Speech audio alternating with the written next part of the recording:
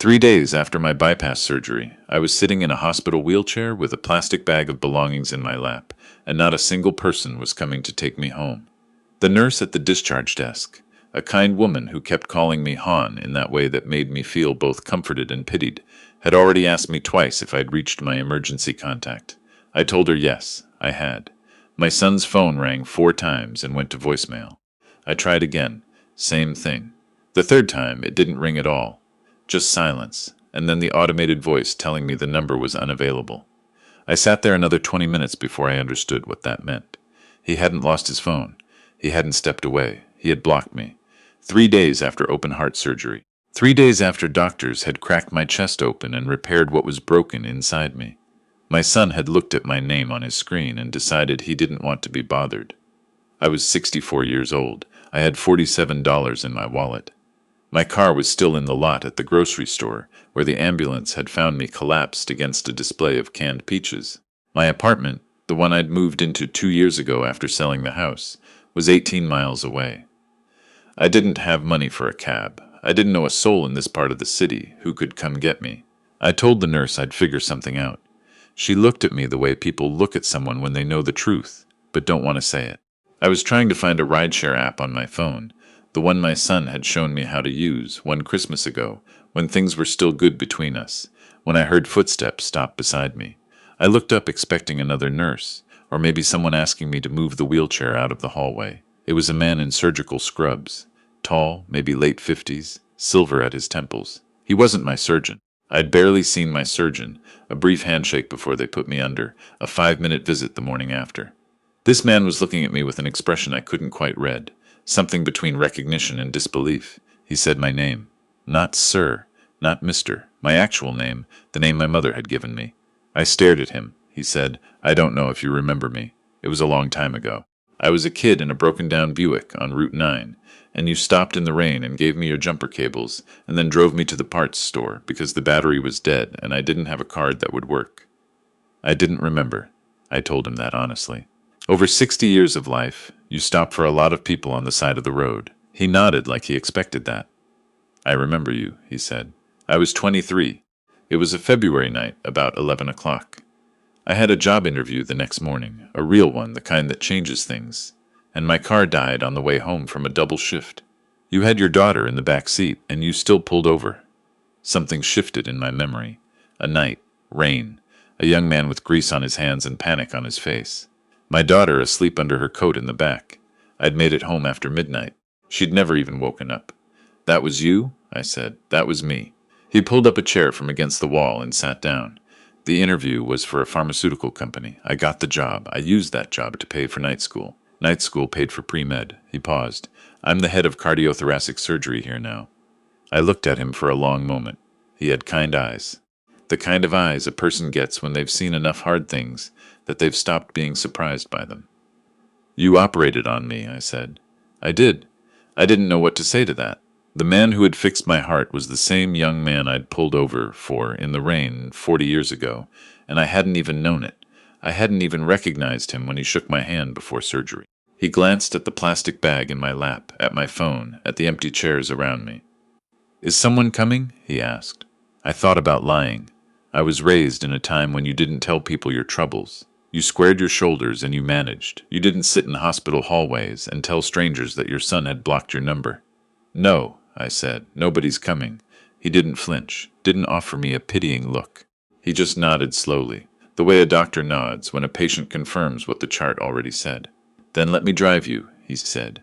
His name was Clifton. "Cliff," he said, the way people do when they've been going by the shorter version their whole adult lives. He drove a sensible car for a man in his position.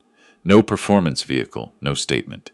Just a clean, dark sedan that smelled faintly of coffee.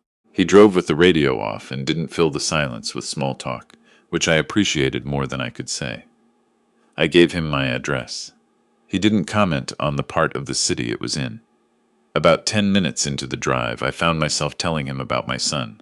I don't know why. Maybe because when you've just had your chest cut open, the filter between your thoughts and your mouth gets thinner. Maybe because Cliff had an ease to him, a steadiness, that made you feel like you weren't going to be judged. My son's name was Denton. He was 38.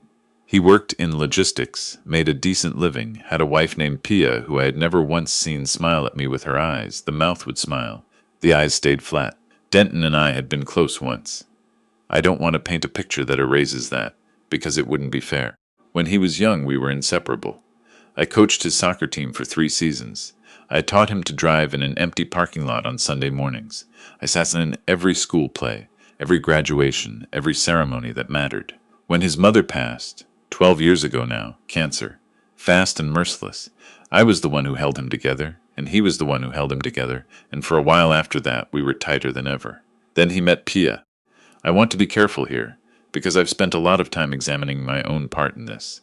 I know I wasn't easy to love after a certain point. Grief does things to a person. I got quieter, harder to reach.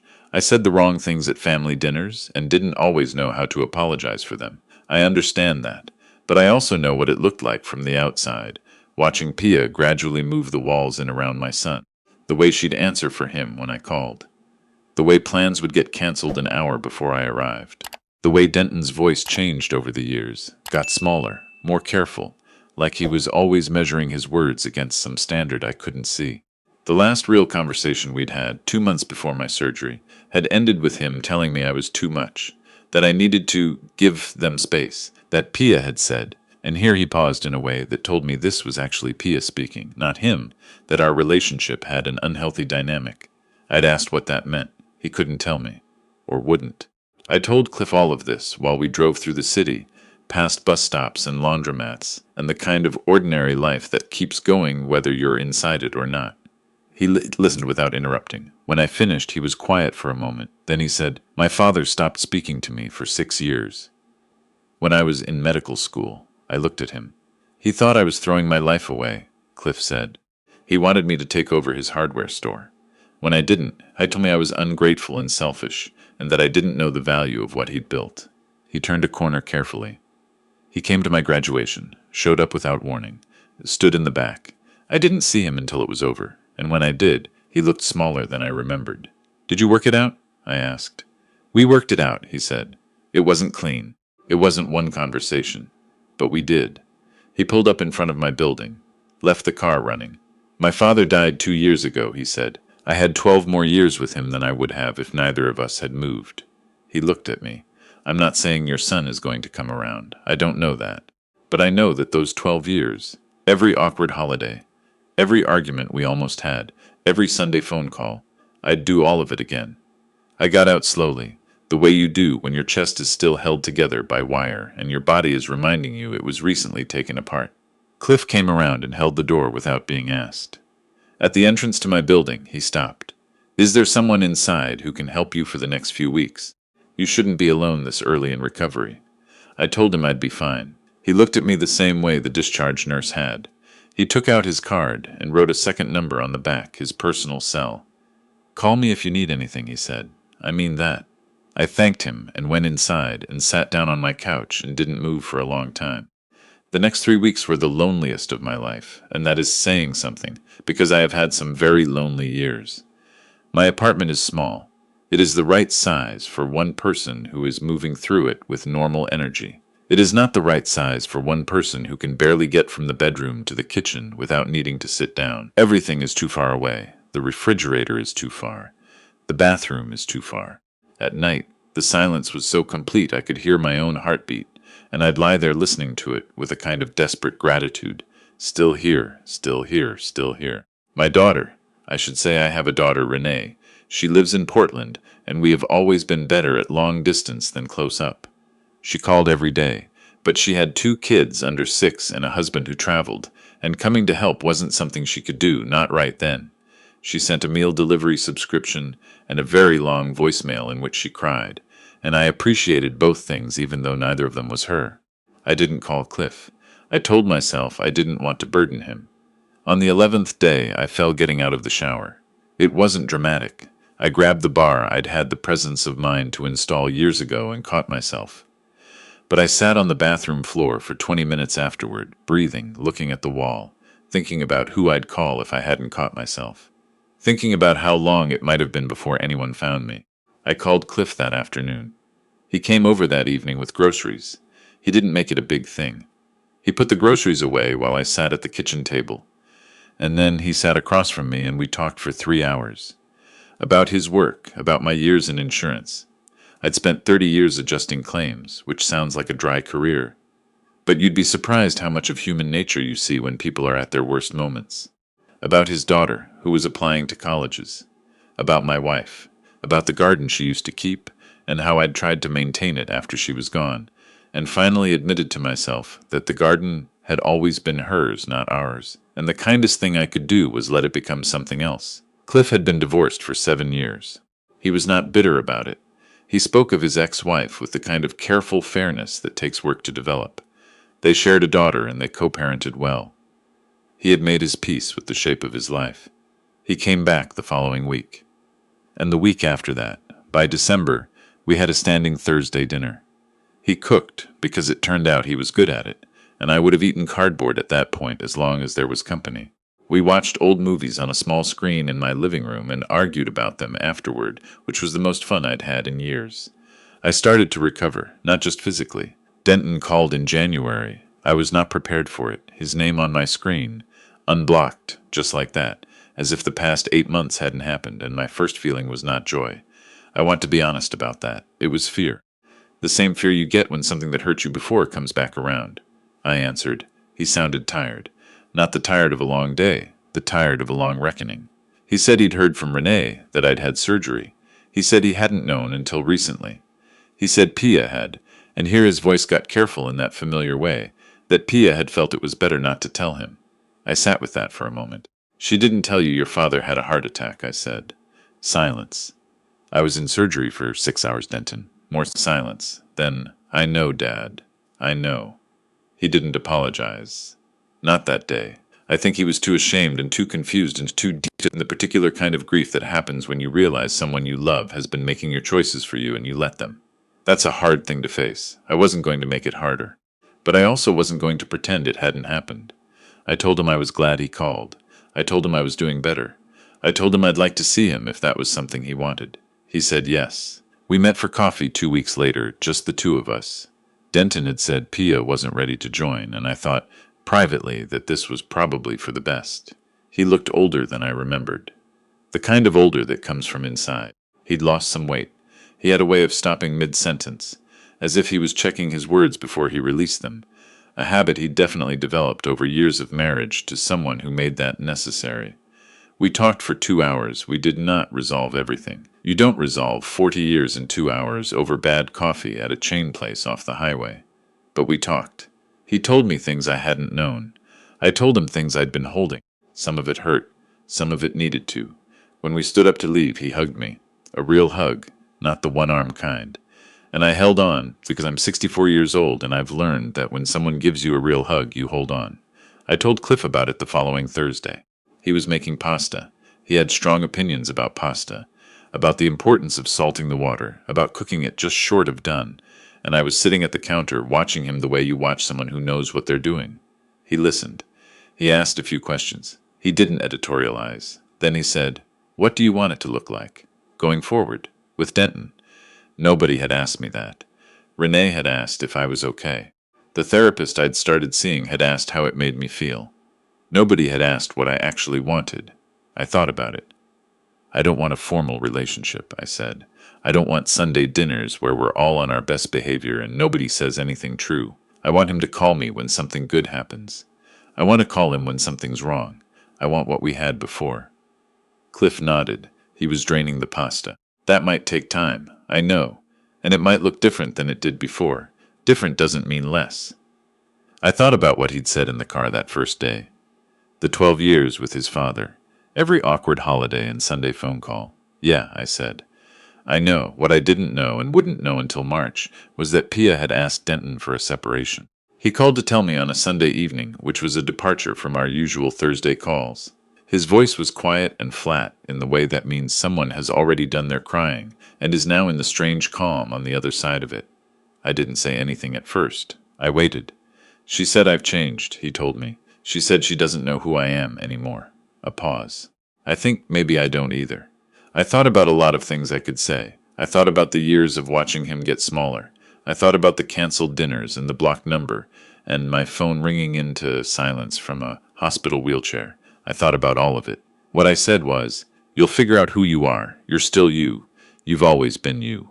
He was quiet for a moment. Then, "Dad, I'm sorry. About the surgery. About all of it." "I know," I said. "I should have." "I know," I said again. And I meant it, and I meant what it was forgiving. Not because what happened didn't matter, but because he was my son, and he was hurting, and I had been in that same dark water myself, and I knew what it felt like to not be able to find the surface. I drove to his apartment the next day with 2 bags of groceries and stayed for 4 hours. We didn't talk about Pia. We watched something on television and ordered food and sat in the kind of quiet that only happens between people who have known each other long enough to not need noise. When I left, he walked me to my car. He stood in the parking lot in the cold with no coat on, the way young people do because they still think they're invincible. "Tell me about this friend you made," he said. Renee mentioned him. I told him about Cliff, about the car in the rain 40 years ago, about the surgical scrubs in the hospital hallway, about Thursdays and pasta and bad old movies. Denton was quiet for a moment. Then he shook his head slowly. "Only you, Dad," he said, and he was smiling. A real one, the kind I hadn't seen on his face in years. "Only you would give someone jumper cables and end up with a heart surgeon 40 years later." I laughed. "I gave a lot of people jumper cables. It's not usually this dramatic."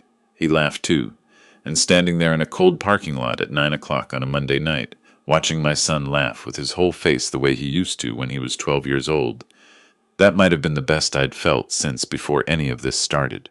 Before the surgery, before the silence, before the hospital wheelchair, and the $47 and the phone that rang into nothing. Summer came. Things settled the way they do. Not perfectly, not all at once, but in the way that life actually moves, in small accumulations of ordinary days. Denton got an apartment of his own, closer to the city. He called me twice a week. He came for dinner on a Sunday in June and met Cliff.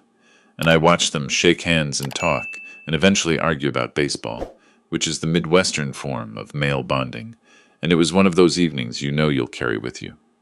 Cliff's daughter got into the university she wanted. We celebrated with a dinner he cooked and a bottle of wine that was nicer than anything I'd bought in years. And his daughter, her name was Soline, named for a French grandmother, sat across from me and asked me questions about my career, with the kind of genuine curiosity that 22-year-olds rarely have. And I thought, this is what family looks like when you build it yourself. Renee came out in August with the grandkids. First time I'd had children in my apartment since I'd moved in. They dismantled every surface they could reach and asked me 40 questions an hour and left rings of juice on my coffee table. And when they left, I sat in the wreckage of my quiet apartment and felt so full I couldn't have said of what. I want to tell you something I've been thinking about since all of this happened. Since the wheelchair and the blocked number and the man in the hospital hallway who recognized me from a rainy night 4 decades ago. I spent a lot of my life believing that family was the people you were born to, that the relationships that counted were the ones that started when you did, or close to it. My parents, my brother, my wife, my kids. That circle. That was the one that mattered. I'm not saying I was wrong, exactly. Those relationships do matter. Denton matters. Renee matters. They are written into me in a way that nothing else is or ever will be. But I was wrong to think that circle was the only one, that after a certain age, after a certain point in life, the cast was fixed, that whoever you had in your corner at 60 was whoever you were going to have. I stopped in the rain on a February night a long time ago because a young man needed help, and I had what he needed, and stopping was the right thing to do. That's all. I didn't do it for anything. I didn't think about it afterward. It was just something you do, or should do, when you can. I did not know that this man would one day hold my heart in his hands. Literally. I did not know that he would drive me home when my son couldn't be bothered, or sit at my kitchen table for 3 hours and give me back something I didn't know I'd lost. I did not know any of that. You don't know any of that. When you stop, you just stop, because there's a person who needs something, and you have it, and the night is cold, and that's enough. That's the whole thing, I think. That's all it ever was. You just keep stopping. You keep giving what you have. And you try not to keep score. And you try not to be too proud to need people. And you try to hold on when someone gives you a real hug. And you try to understand that the people who hurt you are usually drowning in something you can't see. I am 64 years old. I have a son who is finding his way back to me. I have a daughter in Portland who sends voice memos I save and listen to again. I have a friend who knows how to properly salt pasta water and believes deeply in the moral importance of good coffee and has seen my heart both figuratively and literally and thinks I'm worth keeping around. I did not plan any of this. I would not trade any of it. The cold rain comes and the car won't start and someone pulls over. Or they don't. That's the whole story. That's always been the whole story. I'm just glad I was the kind of person who pulled over. And I'm glad, in the end, that my son learned that he could too.